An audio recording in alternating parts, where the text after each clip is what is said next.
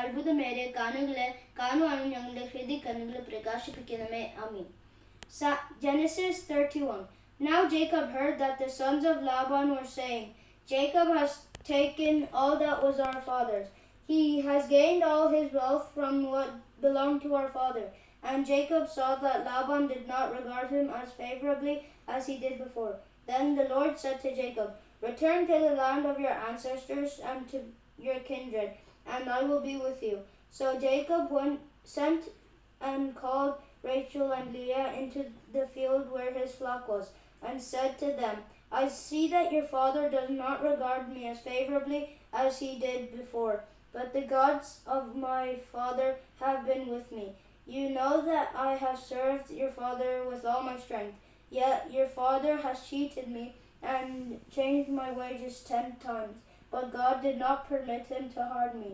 If he said, the speckled shall be your wages, then all the flock bore speckled, and if he said, the striped shall be your wages, then all the flock bore striped. Thus God has taken away the livestock of your father and given them to me.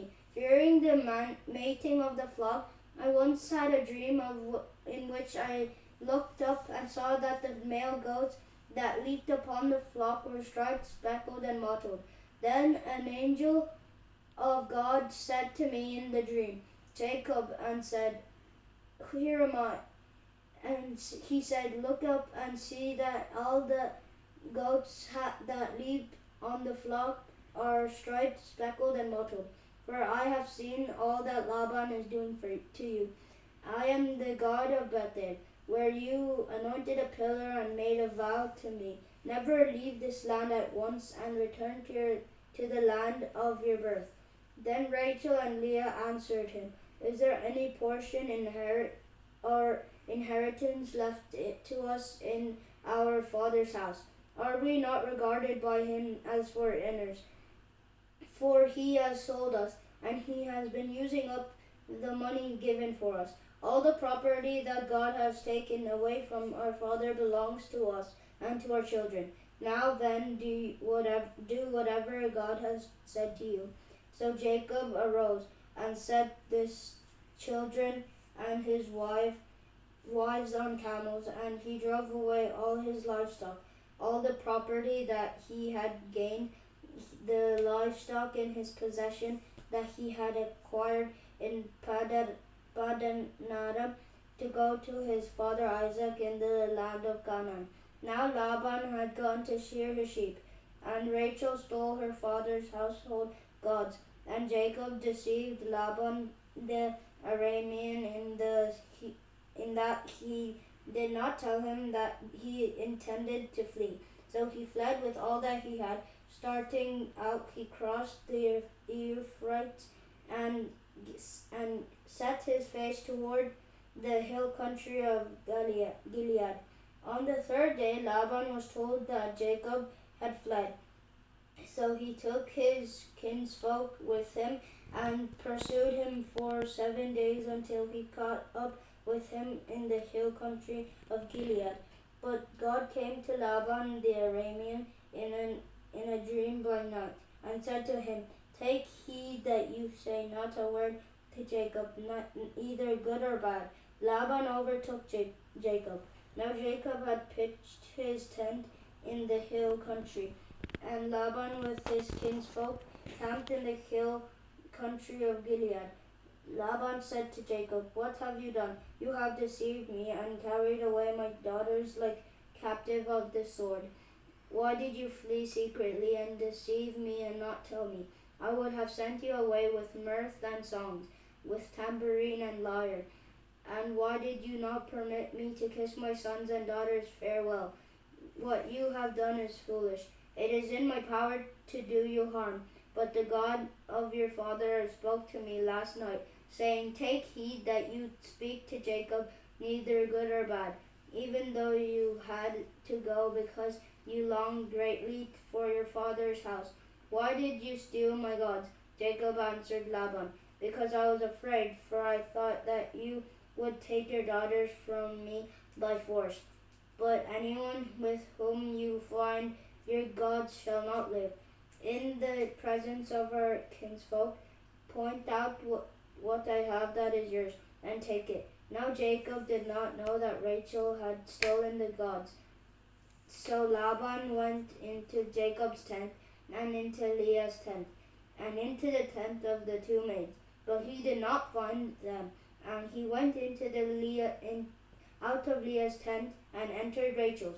Now Rachel had taken the household gods, and put them in the camel's saddle, and sat on them. Laban felt all about in the tent, but he did not find them. And he said to her father, Let not my lord be angry that I cannot rise before you, for the way of woman is upon me. So he searched, but did not find the household gods. Then Jacob became angry, and upbraided Laban. Jacob said to Laban, What is my offense? What is my sin? That you have hotly pursued me. Although you have felt about through all my goods, what have you found of all your household goods? Set it here before my kinsfolk and your kinsfolk, so that they may decide between us two. These 20 years I have been with you. Your ewes and your female goats have not miscarried, and I have not eaten the rams of your flocks. That which was torn by wild beasts I did not bring you. I bore the loss of it myself. Of my hand you are required it, whether stolen by day or stolen by night. It was like this with me. By day the heat consumed me, and the cold by night, and my sleep fled from my eyes. These 20 years I have been in your house.